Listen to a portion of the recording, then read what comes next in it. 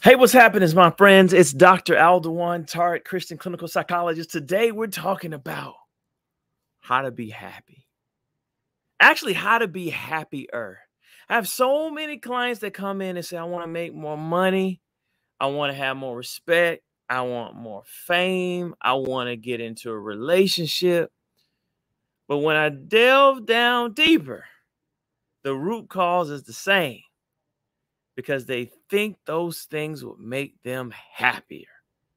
And once they get those things, many are shocked that they are still unhappy because those things were not it. So today we're going to focus on the main thing, how you can be happier.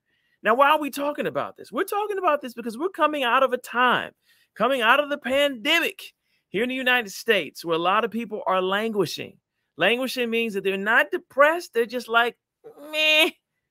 A day is just a day. I'm just getting through it. I come home, I go to sleep, I look at Netflix, I just try to make it to the next day. They're just in survival mode, right? And so now, to get out of survival mode, the research is showing is that people have to be happier than they were pre-pandemic because so many things have happened. So sit back. We're going to talk about today how to be happier. How to be happier. So the attitude of gratitude, how to be happier. And we're going to have a lot of fun today. All right. I'm going to show you some things that you've never seen. I'm going to show you some psychology that you've never seen. This is why, smart people have gotten beaten up. All right. We've got a lot of people coming to the mental health space who are not mental health experts. They're just good with social media. All right. And psychologists and therapists have to learn from it because they're killing the game. All right, but we have to be able to step up and teach you. All right, so check this out, right? So check this out. Let me tell you what happiness is not, where a lot of people make the mistake. All right, let's see if I can make this bigger. All right, there we go. All right, happiness is not the attainment of a goal. It's not a position. It's not a destination or anything we put in the future. That's not it. All right, the reason I'm showing you this picture, this is Chesley Christ. I hope I said her name correct. You know, who was Miss USA, who unfortunately took her life. And what they published in the media was that one of the things she struggled with was this low to moderate level of depression prior to, I guess, going to the next level of extreme depression, severe depression, before she took her life, and feeling like happiness was a goal. Like, if I can just be Miss USA, or if I can just get my law degree, if I can just get my MBA, if I can just launch these businesses, it was always happiness was this goal. All right. And how many of you can relate? How many of you can relate to that, to where you think that if I can just get out of school, if I can just get married, or if I can just get my kids off, or I can just make 100,000, 150,000, or 1,000,000, or get an album out there, whatever it is, you made happiness a goal, and it doesn't work. Right? It doesn't work for a couple of reasons, because one, you put happiness in the future, right? And anything you put in the future stays in the future. It's about the mindset, not about the thing. If you are in the IMA committee, I'ma do it. You're gonna stay in the IMA committee. So just be careful, because I think a lot of you are looking at this right now saying, oh, that's me. I put my happiness in the future. When I retire, I'm going to be happier. No, you're not. So don't put happiness in the future, because you're going to have a habit of doing that. And then don't make happiness a goal, because as soon as you get it, you're going to find that your happiness is fleeting. How many of you bought something, and as soon as you got those boots, ladies, fellas, as soon as you got that game system and you started playing it, didn't make you as happy anymore. You got the new phone, right? A new phone made you happy for a couple of days. Then you wanted something else, right? That's not it. All right. That's not joy. That's not happiness.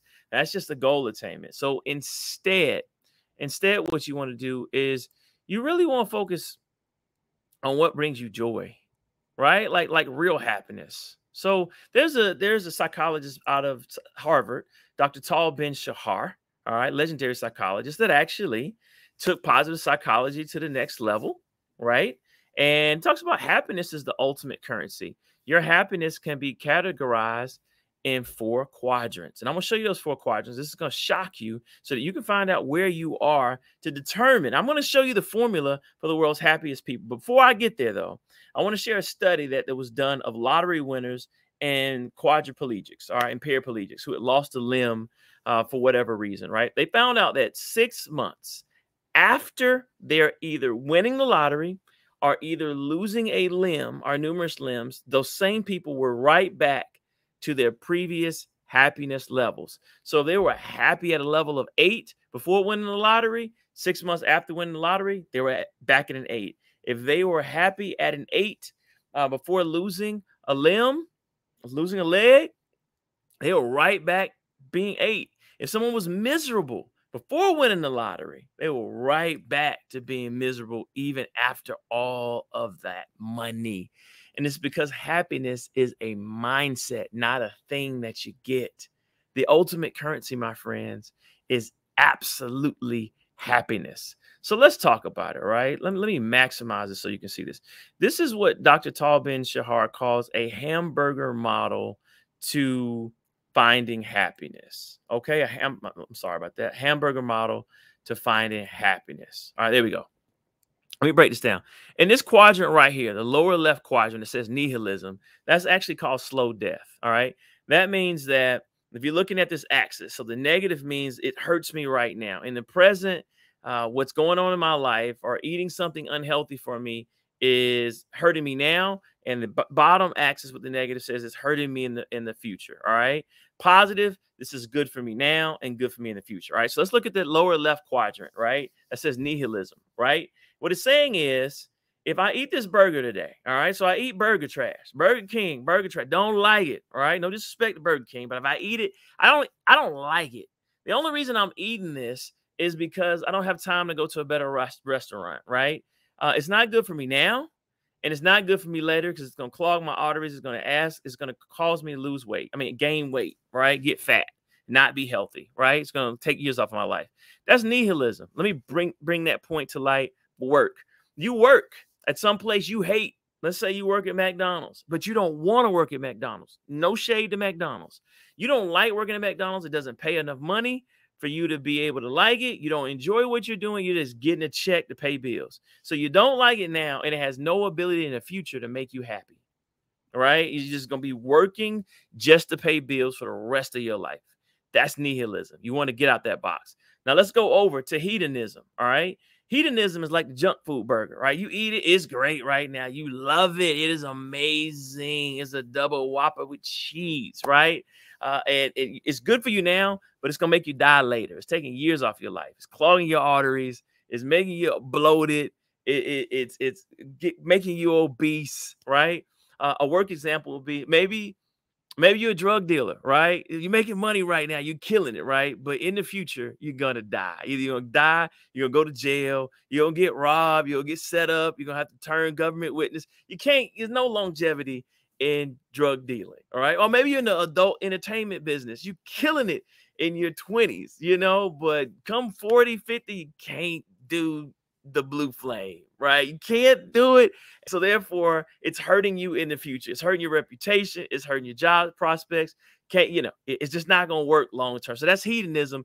That's the YOLO. You only live once, all right? It's good for me now. I'll worry about it later. Nah. You keep eating salt and sugar and pork and all this beef and all this meat. Is good now, but it's going to come get you. It's going to come get you when you turn 50, 60, 70. Or it's not going to be worth it. All right. And this is where most people are. Let's go to the rat race. All right. The rat race is where you're saying, you know what? This job with benefits. All right. I don't really like it right now, but if I can just hold on to this thing for 25 years, 30 years, when I retire, I'm going to be happy. Right. I don't like teaching kids disrespectful, but I'm going to stay in the school system in a pandemic. Right. When they're not wearing their mask and I'm getting squeezed to death by administration to do more when kids didn't learn online. And I feel totally disrespected, but I'm going to hang on in there, even though I have arteries. I have headaches, I have migraines, stomach aches. I hate going to work. I'm going to hang in there just for the benefits and because it pays the bills and allows me to put the kids in a good school. The bills are being paid and retirement. And I get it, but it's not the ultimate level of happiness. The ultimate happiness level, right, where we're trying to be, my friends, where we're trying to be is this next quadrant right here, this happiness. Let me explain it a little bit. Happiness, the ideal burger, they say. So what this is, my friends, is I love my job right now. Like I love psychology right now. I love doing this video for you right now, right? I love it right now. I love everything I do. I love seeing clients. And in the future, it has a chance to make me happier as this video blows up and goes viral and gives me opportunities to speak on larger stages and gets me more money because the companies are paying me money, or the views are going up and they're putting advertising. So I'm getting paid now and in 2024 when this thing hits a million views, right? You feel me? So you love nursing right now and you love it in the future because it's going to pay you retirement. It gives you life insurance to have legacy for your kids. It provides you the opportunity right now to travel. It gives you the opportunity to retire on an amazing income, right? You get it. All right. That's it, fam. That's it. That's the key to happiness, is being in that boat. That's it. So the real question I have for you is what you're doing right now making you happy? And does it have the ability to make you happier in the future? If it does not do those two things, you are not where you should be if you want to be happy. So here's some questions, all right? Identify what would make you happier. What would make you happier? And write it down.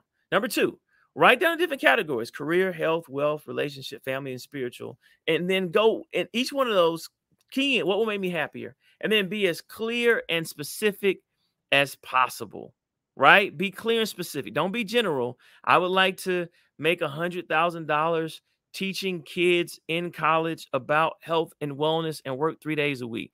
Put down what will make you happier and then create a plan. Now, here's the cool thing, right? Develop happiness rituals. Happiness is what you do, all right? It must be defined by very precise behaviors and performed at specific times. So rituals are what actually make you happier. So the world's happiest people actually schedule things that make them happy. How many times someone asks you, how was your day? You say it was sucky, right?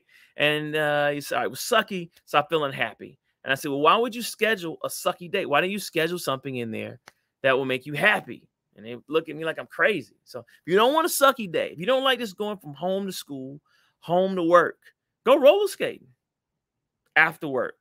Go roller skating. If roller skating makes you happy, if getting massage makes you happy, if doing a podcast makes you happy, if exercising makes you happy, if making love after work makes you, schedule it as a ritual. That way, happiness is a mindset. It's a way of being. Happiness is what we do. It's not what we say. It's what we do. It is a lifestyle. Y'all feel me? So ritualize it. If you want a happier life, actually ritualize and schedule the things that make you happy, and do those things on a regular basis. Now, don't go overboard and try to schedule everything at once, right? Don't try 19 areas. Just two. Just two. And what I also want you to do, last thing, is I want you to create what's called a board of directors, right? So you see companies, they have a board of directors, right? And those board of directors advise them. It says in the word Proverbs 15:22, plans fail for lack of counsel, but with many advisors, they succeed, all right? And there was also a book out called The Wisdom of Crowd, which means the more people you ask, the more wisdom you have. The more people you ask, the wiser you get. So what I want you to do is I want you to get out of this. I'm going to keep my ideas to myself. I want you to get out of just being stuck and coming up with the same ideas over and over again and feeling depressed and anxious and not moving and being passive. Instead of, I want you to engage 4 or 5 friends, or even total strangers if you want, right? And say, hey, I want to talk to you about things I want to do to make me happier. And I'd like for y'all to help me develop some rituals, some plans, some things I can put on my calendar in my smartphone that if I did would lead me to a happier life. When you do that, you're in community. You're going to unlock the minds of other people. How many of you can solve the problems of other people, but yours, you stuck? All right, that's everyone. That's why God made us interdependent on one another, right? We need to come together in community. And that's why the president of the United States and all these other countries have a cabinet. That's why president of companies have a board of directors. College presidents have a board of trustees. Pastors have a board of trustees, right? A lot of times they get you in trouble, though, right? That's why a lot of pastors hire their family and friends, right? Just keeping it a beam with y'all, keeping it 100, right? So if they have advisors, who are you not to have advisors? Why wouldn't you seek wise counsel in what you want to do with your life if you really want to move? Why would you let a company operate in a different way than your life if it works? All right. So, fam, I love y'all, man. I hope this helped. I hope that this is a blessing to you. I mean, imagine what could happen when you actually take happiness serious. So if y'all like this, subscribe to this channel. Give me some likes. Send it to your friends. Let's go. Let's make this happen. I'm excited about being your psychologist, bringing my couch directly to you, to the people. And I'll see y'all on the next episode of Heart to Heart with Dr. Tartt. Take care. And of course, God bless.